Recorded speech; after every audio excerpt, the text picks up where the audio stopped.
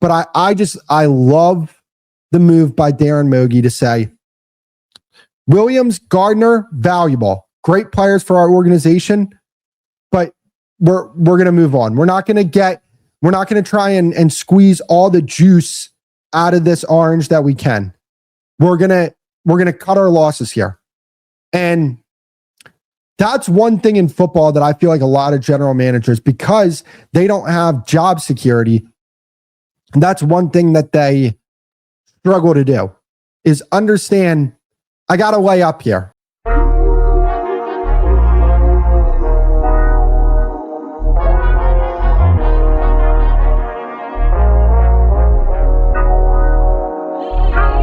The Jets, I feel like they are in such a good position to compete for maybe a playoff spot next year. Maybe. Like, I think the Jets have a really bright future. Now, they're going to have to hit on their draft picks. There's no doubt about it. But when you look at their draft capital this year, they're going to have 2 first-round picks. They're going to have 2 second-round picks. The next year, they're going to have 3 first-round picks, and I believe a second-round pick. So they are in a fantastic position. And here's one thing that I like about what the Jets did. The Jets said, we'll move on from Quinnen Williams. We'll move on from Sauce Gardner. Great players, and we're going to recognize their value, and we're going to take advantage of their value. Teams are willing to give us major capital for these players because they're really good players. But they don't fit our timeline. They're players that are in the prime of their career.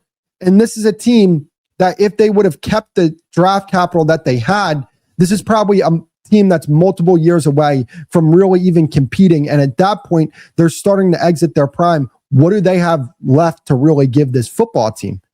But what I like about Darren Mougey here is that he said, we have valuable assets and we're going to move on from them.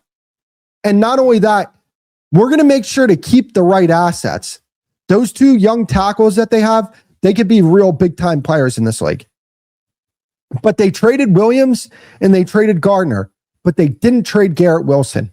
And that to me is where I look at that and I say, smart move. And you want to know why? Because they're going to be in a position this year to draft one of these quarterbacks at the top of the draft, whether it be Mendoza or Dante Moore. They're now going to come into your offense. They're going to have 2 bookend tackles. They're going to have a receiver in Garrett Wilson, who is an extremely reliable receiver, a very nuanced receiver to throw the football to. So that's where I look at this and I say, no, they have the right pieces here. And you want to know what another decision they're going to make that I think is just going to be the right move? Not paying Breece Hall. I like Breece Hall. He's a good player. You don't pay running backs if you're not competing for anything. I don't know how far the Jets are away from contention.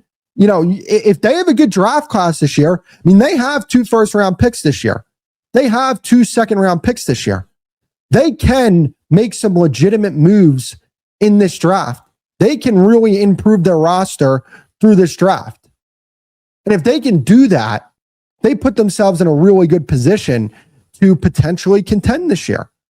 I mean, they're in a position where they're going to be able to bring in free agents. Do you want to do that? Like, if they want to do that, they have the opportunity to do that. I think, again, they're not a team that next year I think is really going to compete for anything. I think they're going to need to fix a lot with their defense. But I love the move by Darren Mougey to say, Williams, Gardner, valuable. Great players for our organization, but we're going to move on. We're not going to try and squeeze all the juice out of this orange that we can. We're going to cut our losses here. And that's one thing in football that I feel like a lot of general managers, because they don't have job security, that's one thing that they struggle to do, is understand, I got to weigh up here.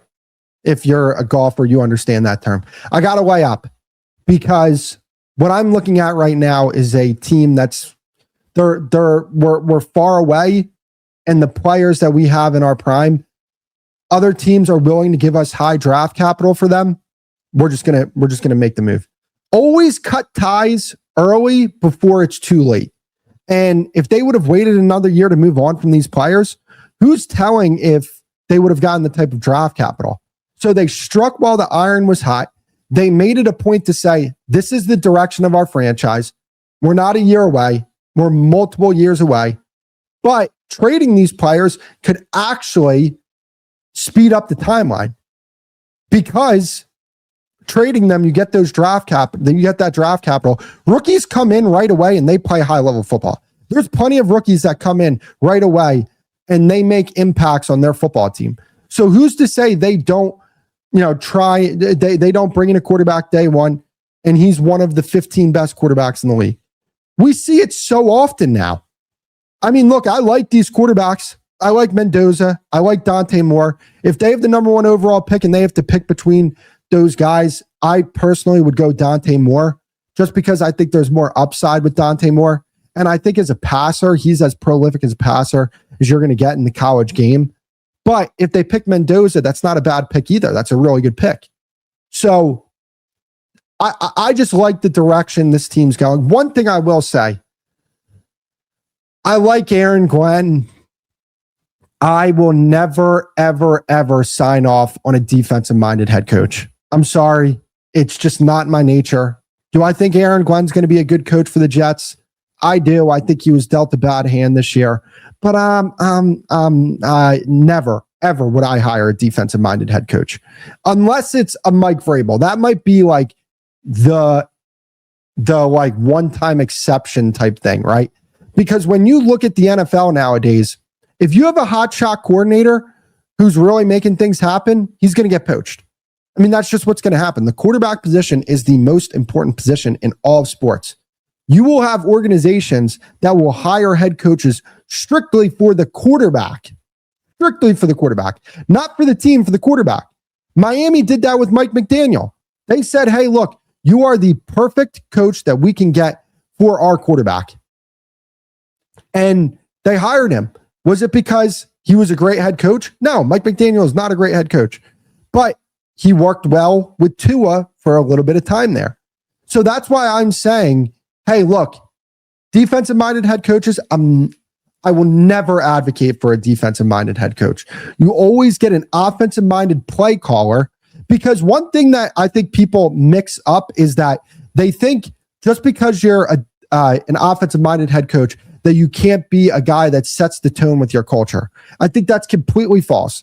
I think Sean McVay sets the tone with his culture. I think Kyle Shanahan sets the tone with his culture. I think Andy Reid sets the tone with his culture.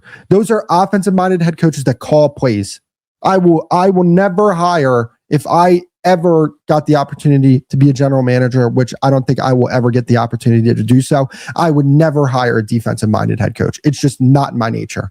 Because we see this with Tampa Bay. Todd Bowles has been hitting on his offensive coordinator picks. Outside of this year, he's been hitting on his offensive coordinator picks. When you look at Dave Canales, home run. When you look at Liam Cohen, home run. What happened? They got hired. They got hired as head coaches. Because teams are so infatuated with offensive-minded head coaches that call plays because they want their quarterback to be as good as possible. That's why, that's the one move where I look at Darren Mougey and I say, come on, man. Come on. Again, nothing against Aaron Glenn. I like Aaron Glenn. I thought he was a hell of a defensive play caller for the Detroit Lions. But I'm sorry, I can't do the defensive-minded head coaches.